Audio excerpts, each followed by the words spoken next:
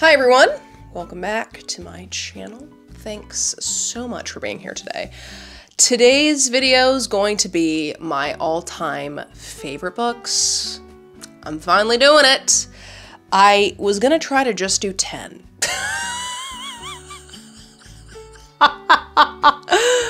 I really thought I was gonna be able to just do 10.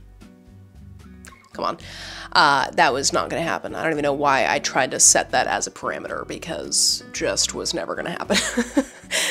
But yeah, I have a bunch of books, and a lot of them are more recent favorites, like the last year and a half, but I also have some that I read years and years ago that I continue to love today, and that I'm so thankful I found in my reading journey because of how much joy and love they brought me.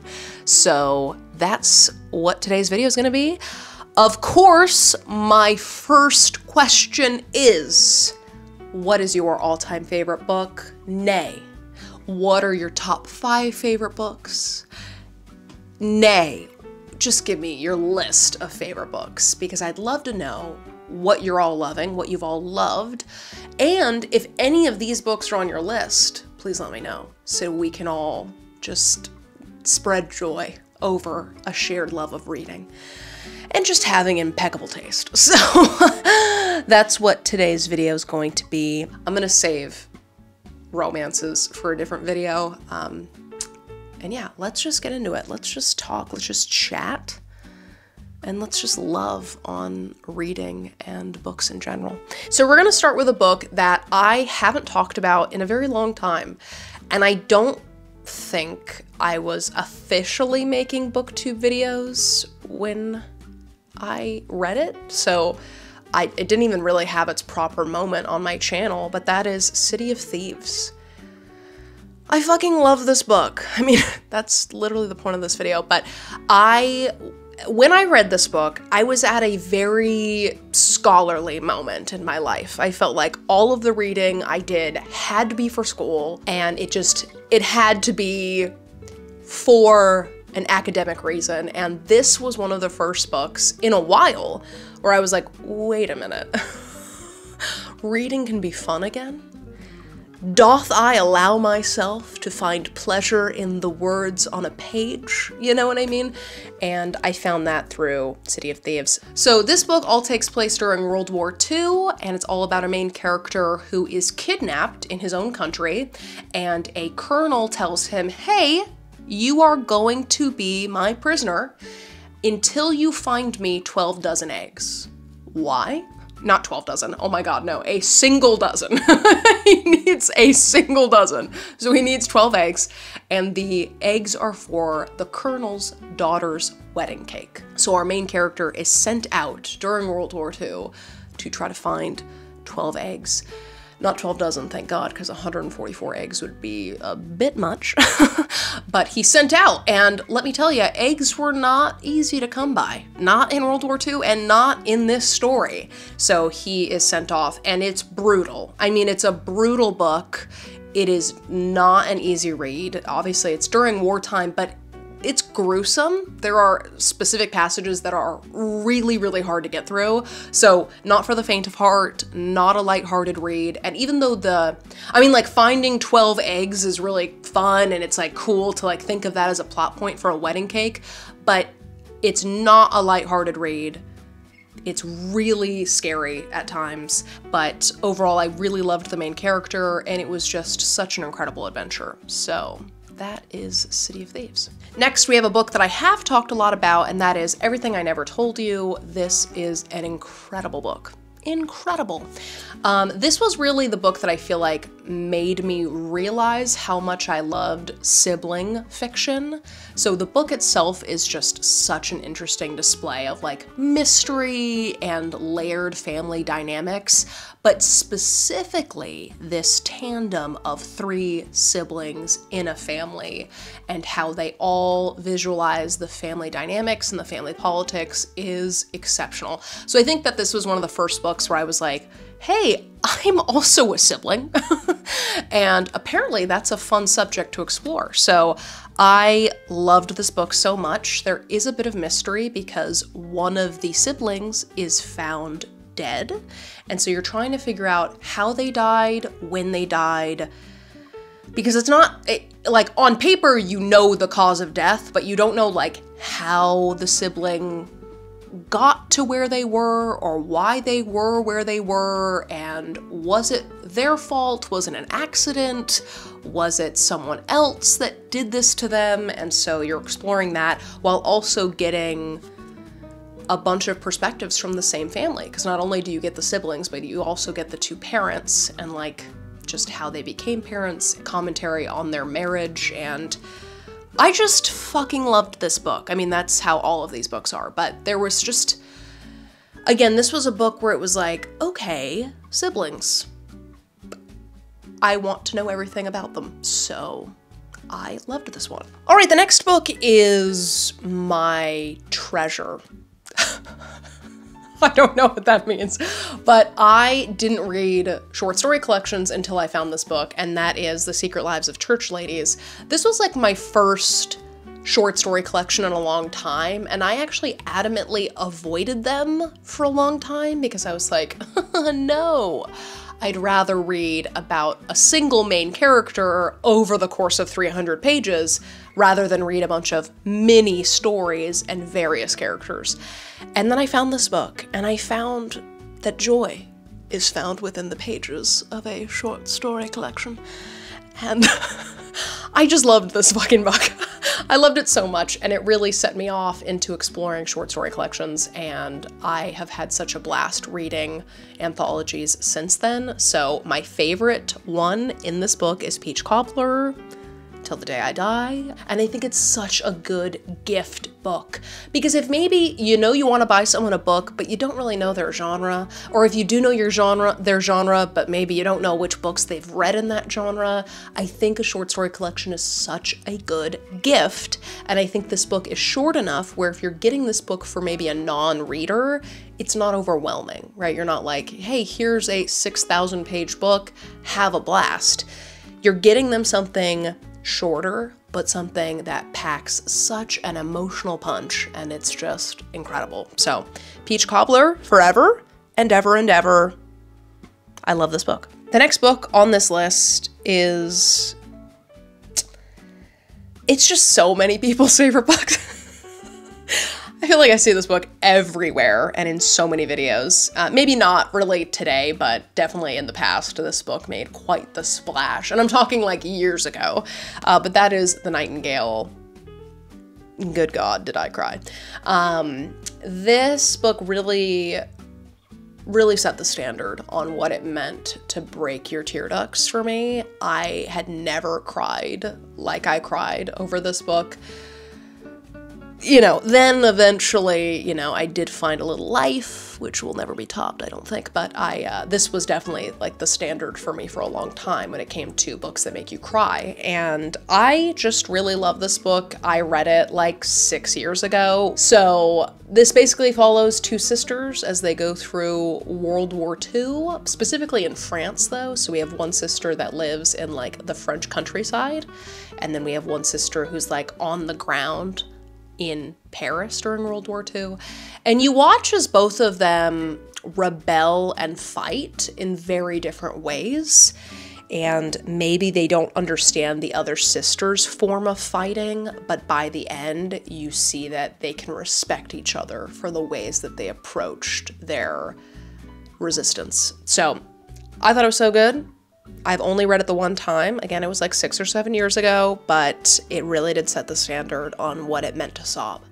And for that reason, it holds a very, very special place in my heart. All right, next up, we have a book that technically isn't horror and isn't a thriller, but because I'm petrified, just petrified of submarines, this book was petrifying. It was a horror to me because of the descriptions of submarines you get in it, but it was also fantastic and so well written and so fascinating, and that is Dead Wake. There was a time when I talked about this book in any video I had the chance to. This book is all about the sinking of Lusitania. I've talked about this before. I am obsessed with shipwrecks. I love to learn about them. I always have, ever since I was in the 2nd grade. and I found a book about the Titanic. It's all I can think about.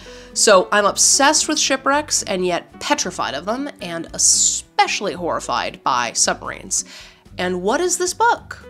Yes, it's a discussion on the shipwreck of the Lusitania, which was taken down by a German U-boat, which is a submarine.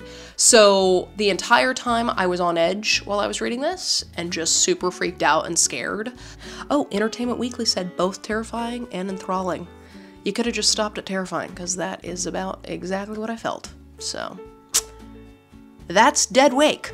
All right, the next book is The Maltese Falcon by Dashiell Hammett. I read this in my first class ever of graduate school. First class I ever took as a graduate student, earning my master's degree, and this was one of the novels that we read, and it was perfection to me.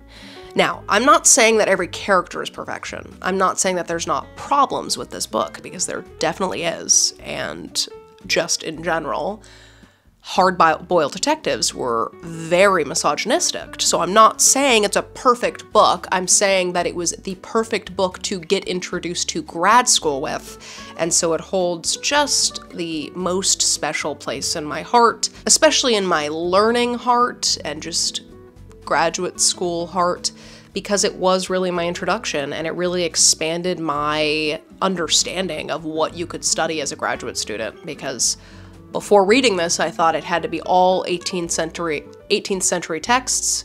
I didn't think you could really have a lot of fun reading for graduate school, and this book redefined what it meant to learn and love and live. So that's The Maltese Falcon. All right, next up, let's give you one that, again, really pushed the boundaries on how hard I could cry over a single book, and that is The Death of Vivek Oji. This book, you know what I mean? The tears I shed over these characters and over the exploration of love and heartache was just phenomenal. I thoroughly loved this book. I thought Akwaeke Emezi did an amazing job with building up such strong characters that, like, it's somehow a horrifyingly sad book, and then also a bit of mystery, because you know that there's a death, literally from the title of the book, so you know that someone has died, but the entire book you're trying to find out how, why, and when. And so there's just an incredible blend of mystery and solving and like detection, as well as first love and horrible loss, and just watching as one person was able to seep so down into the lives of others. Oh my God, it's just truly incredible. All right, next up we have another book that was so intimidating to me for really two reasons. Number one, it's an old ass book. It's like from the 16th century, I think. Hopefully that's the right century. It's an old ass book, centuries old. I didn't think I was gonna understand it. And it was also my grandma's favorite book. My grandma passed away, but she was an English professor and also the English chair of the English department at United States University. So to me, this book was completely overwhelming. I was like, I am just overwhelmed by this book. I'm not going to understand it, and I'm also going to let my grandmother down. So I was just, I was terrified of this book, and I ended up loving it. I thought it was hilarious, and I just had a blast with it, and that is Don Quixote. Let me tell you this, not only was this book just so fun, and it actually made me feel very connected to my grandmother in a very, very, very sweet way. I wrote about this book at the end of the class that this book was assigned for, but I loved this book so much that I got a tattoo for it.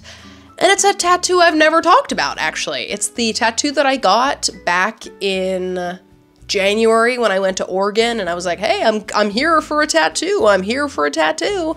And a lot of you asked to see it, and then I never shared it. And not in a secret way. I just like, I had always forgotten to mention it, but we're here now. And that is this tattoo on the inside of my arm. That's Donnie, my friends. That's Mr. Don Quixote. And he's with me at all times. He just keeps me strong. And I don't know, it's like a little commemorative tattoo for my grandmother. It's also just a huge amount of meaning for my education and my time in the graduate program. So anyway, that's the tattoo I got in Oregon 7 months ago and never talked about, but it's all for Don Quixote. Love it so much and really makes me miss my grandma. So before I tear up, let's move on. All right, and then let's round out the classics section. I still have a couple more books on this list, but let's just round out this little piece with Frankenstein. This is my favorite classic. It just does it for me. I love it so much. I think that the way that you know about Frankenstein is very influenced by like pop culture of like this green guy with bolts in his neck. But when you really read this book, it's really interesting to see the parallels between Frankenstein, the novel, and Paradise Lost, and the creation story of Adam and Eve and Satan, and how the monster in this book feels a lot like Adam and being rejected by the creator and all of these things. So I read this a couple years ago before I was really on BookTube and really liked it, but after having the context of Paradise Lost when I read it the second time, just earlier this year, I was absolutely enamored, and it's definitely my favorite classic. So yeah, that's Frankenstein. All right, let's talk memoirs. Again, I'm obsessed with them. I can't get enough of them, and there's 3 that I've just been completely enamored with. 1 very recently, and then 2 I can't shut up about. The first one is Crying in H Mart. Again, obsessed with this book, cannot stop talking about it. I think the blend of mother-daughter relationships, loss and grief, and then cooking and feeding family is just incredible. I think it makes for a perfect memoir, and it made me cry. So Crying in H Mart is fantastic. Secondly, we have Know My Name. Again, another memoir that made me cry. I listened to this book with the audiobook at the same time, and hearing Chanel Miller's vulnerability as she recounted her experience as Jane Doe in the Stanford sexual assault case was just so moving and so powerful, and it's just such a gift that Chanel Miller decided to share this story with us in such an honest and vulnerable way. And the audiobook was just sensational because you can hear her anger and her hurt and her sadness and her grief and her mourning and her triumph, and I loved it so much. And then this memoir is a recent favorite, but it is so dazzling and so spectacular, and that is Viola Davis's memoir, Finding Me. I thought that this book was so good for a lot of reasons. I mean, I'm obviously really interested in her work as an actress. Like, I've seen her in so many movies, and I think she's so extremely talented, but I loved how personal this book was, because she really could have just focused on her career as an actress, and that's it. That's all she could have talked about. But instead, she really dives into her childhood, and she's so vulnerable with the reader, but she really makes this book a hero's journey. So really, she talks about the hero's journey and like what it means to be a hero and what it means to be the hero in her own life. And I thought that that was a fascinating approach to a memoir, and her strength is so evident in her writing on her own life. And again, the audiobook, exceptional, because you're getting her beautiful and super recognizable voice as she's telling you the story of her life. So I thought it was fantastic, and I hope this wins all the awards because of how exceptional I think it is. So yeah. Another favorite of mine that I absolutely love, I read it for the second time at the beginning of this year and was just as enamored with it the second time around, is The Vanishing Half.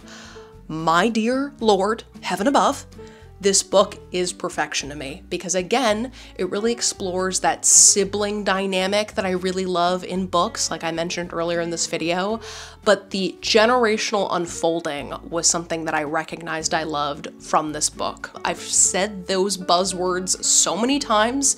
Generational unfolding should just be like a new tattoo that I get because of how much I love that expression. I think it's because I think I coined it, so like that's why I say it so much, but it's not just like here's one main character and then here are a couple side characters. It's like multiple main characters that are from different times and different relationships that get a slice of the story, and I just think it is so brilliantly done. Definitely one of my favorites, and I need to get the paperback version so I can annotate every single paragraph because of how exceptional it is. So that's the Vanishing Half. All right, my friends, and for the final book of this video is The Song of Achilles. I mean, this is so many people's favorite books, and I think for all the right reasons. It's just heartbreaking and romantic and adventurous and just action-packed, and to me, there's not a single time where it lulls, which is pretty fantastic, and that's why it's one of my favorites. From the first sentence to the last sentence, I am hooked the entire time. And I've read this book twice, and on the second reading, I was like, okay, like there will probably be parts where I'm not as engaged because I already know what's happening, and that's not the case with this book. I just think it's really, really fantastic. And then, of course, while I have you here, and since we're talking about The Song of Achilles, I do just want to mention my earrings that I made with Ana Luisa that were inspired by The Song of Achilles and a couple other mythical retellings. But yeah, these earrings were completely inspired by points of water descriptions and ocean descriptions in Greek retellings, and a big part of that came from The Song of Achilles. So I will leave these linked down below. I've talked about them a lot in a lot of videos, but I really am so proud of how they turned out, and they're just so dainty and beautiful, and I think they'd be perfect for a wedding from like a something blue perspective. So I'm just super proud of how they turned out, and I had to mention them because, again, Song of Achilles was one of the biggest inspiration for those earrings. So there you have it, my friends. Those are some of my all-time favorite books. Again, this list can change over time. So if in a year or two I make another video like this and like half of these books aren't on that, it's just because reading preferences change over time. But yes, thanks so much to everyone for watching. I hope you had fun, and I hope to see you in the next one. Bye!